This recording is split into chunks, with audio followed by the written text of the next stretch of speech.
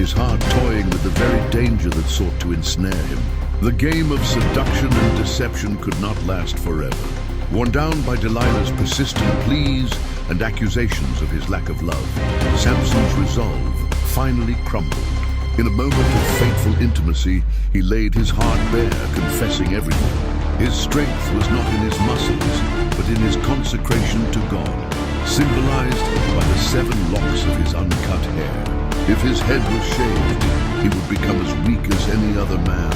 That night, as Samson slept soundly in her lap, Delilah enacted her devastating betrayal. A man was called in to shave off his hair, severing the covenant and draining the divine power from his body. With a cry of, "The Philistines are upon you, Samson," she watched as the lords rushed in. Samson awoke, intending to shake them off as before, but he did not know that the Lord had left him. Weakened and helpless, he was easily captured. In the final act of cruelty, his enemies gouged out his eyes, plunging the once mighty champion into a world of darkness and humiliation, before binding him in bronze shackles and forcing him into slave labor. Blinded, shamed, and grinding grain in a prison, Samson became a spectacle for his enemies. The Philistines gathered in their temple to offer a great sacrifice to their god Dagon, celebrating their victory over Israel's champion. They called for Samson to be brought out to entertain the jeering crowds.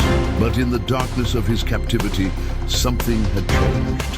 His hair had begun to grow back, and with it, a flicker of hope and a return to faith.